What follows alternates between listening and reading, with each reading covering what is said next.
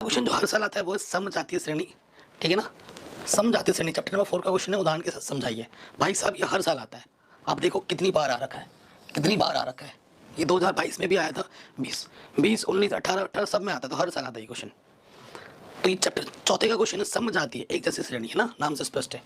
यौगिकों की ऐसी श्रृंखलाएं जिसमें कार्बन श्रृंखला में स्थित हाइड्रोजन एक ही प्रकार का प्रकार्य समूह प्रतिस्थापित करता है, उसे समजातीय श्रेणी कहते हैं। उदाहरण के तौर पर एल्केन, एल्कीन, एल्काइन, ये कोई भी ऐसा समूह जिनकी जो संरचना सूत्र होती है वो एक जैसी होती है, ठीक है। जो क्रियात्मक समूह होता है उनमें एक जैसा होता है, ठीक है। आप उस एक सूत्र को याद करके उसके सारे आप निकाल सकते हो। और किन्हीं दो के बीच में, किन्हीं दो श्रृंखलाओं के बीच में हमेशा CH2 का अंतर होता है, एक कार्बन और 2 हाइड्रोजन का अंतर होता है, ये भी लिखना है। उदाहरण दे रखा है जैसे एल्केन सजातीय श्रेणी का सामान्य सूत्र CnH2n+2 है। इस श्रेणी के सदस्य पहला क्या है CH4, दूसरा है C2H6, तीसरा है C3H8, ठीक है ना। अब इसमें पहले वाले में और दूसरे वाले में अगर देखा जाए तो एक कार्बन और 2 हाइड्रोजन का अंतर है, ठीक है। ये उदाहरण भी जरूर लिखना है, नहीं लिखोगे नंबर कटेंगे बेटा, ध्यान रखना है। अगला क्वेश्चन है प्रतिस्थापन अभिक्रिया पर संक्षिप्त टिप्पणी लिखिए। हर साल पूछा जाने वाला क्वेश्चन है, देख रहे हो कितनी बार पूछा गया है। तो बेटा प्रतिस्थापन अभिक्रिया वह अभिक्रिया होती है जिसमें अणु की संरचना में बिना परिवर्तन किए उसका एक परमाणु या परमाणु का समूह किसी अन्य परमाणु या समूह द्वारा विस्थापित हो जाता है, तो उसे हम प्रतिस्थापन अभिक्रिया कहते हैं, ठीक है। जैसे यहाँ पर CH4Cl2 है, तो देखो यहाँ से एक क्लोरीन इधर आ जाएगा हाइड्रोजन के स्थान पर, तो ये हो जाएगा CH3Cl। यहाँ से इसने एक हाइड्रोजन लिया, यहाँ से इसका एक क्लोरीन, इधर क्या बना देगा HCl, ठीक है। ये मैंने चीज़ लिख भी दी है यहाँ पर पूरा एक्सप्लेन करके। ये होता है आपका प्रतिस्थापन अभिक्रिया। अगला है बेटा साबुनीकरण पर संक्षिप्त टिप्पणी लिखिए। हर साल पूछा जाने वाला क्वेश्चन है साबुनीकरण, ठीक, देख रहे हैं कितना पूछा गया है। तो साबुनीकरण क्या होता है, जब किसी तेल या वसा, वसा को हम ग्लिसराइड भी कहते हैं, किसी किसी बुक में ग्लिसराइड लिखा होता है, ठीक है। तो आप अपनी सुविधा अनुसार या वसा बोल सकते हैं या ग्लिसराइड बोल सकते हैं। जब किसी तेल या वसा को सोडियम हाइड्रोक्साइड विलयन के साथ गर्म किया जाता है, ठीक है, तो तेल या वसा संगत अम्ल के सोडियम लवण तथा ग्लिसरॉल में बदल जाते हैं। इस अभिक्रिया को हम क्या कहते हैं बेटा, साबुनीकरण कहते हैं, ठीक है। हर साल पूछा जाने वाला क्वेश्चन है।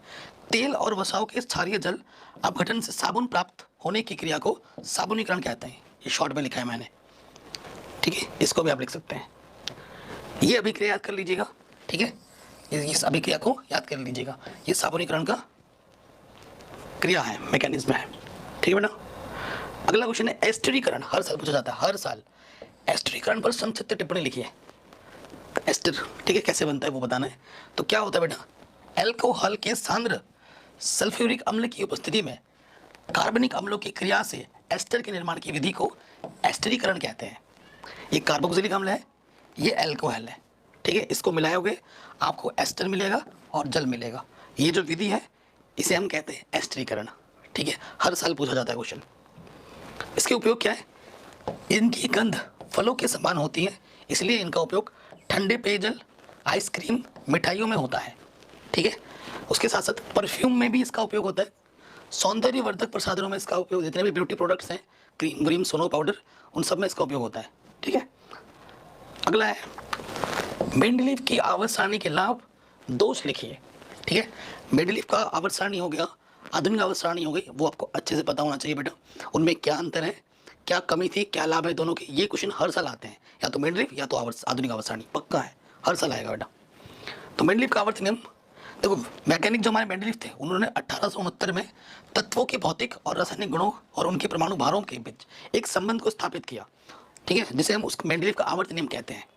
इस आवर्त नियम के अनुसार अगर तत्वों को उनके परमाणु भारों के बढ़ते हुए क्रम में रखा जाए तो हमेशा हमें एक गुण बार बार एक गुण को रिपीट देखने को मिलता है, ठीक है।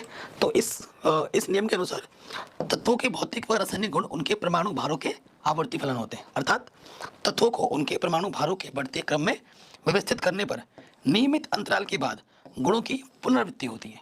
इसे कहा जाता है मेंडलीव का आवर्त नियम, ठीक। अब हम लाभ देखेंगे, दोष देखेंगे। सबसे पहले लाभ की बात करें तो तत्वों के गुणों के अध्ययन में सुविधा हुई, ठीक है। अध्ययन कौन सा तो किस गुण में होगा, एक कैटेगरी में उन्होंने रख दिया, तो अध्ययन करने में सुविधा हो गई, ठीक है। सही परमाणु भार ज्ञात करने में सहायता मिली, नए तत्वों की खोज और अनुसंधान में सहायता मिली।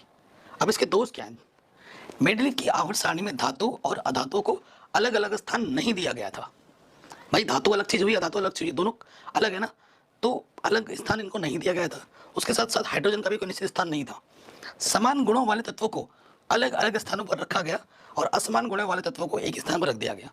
ये सब इसलिए हुआ क्योंकि उन्होंने जो पैमाना चूज किया था वो परमाणु का भार था, और जबकि आधार में आधुनिक में क्या है, परमाणु का क्रमांक। ठीक है, इस सारणी में समस्थानिकों को कोई स्थान नहीं दिया गया। इस सारणी में कहीं कहीं पर तत्वों के परमाणु भारों का क्रम ठीक प्रकार नहीं है। आवर्त सारणी में हाइड्रोजन का कोई एक निश्चित स्थान नहीं है। तो ये सब इनकी कमी है। ठीक है बेटा, और ये सब इनके लाभ है, ये आपको लिखना था।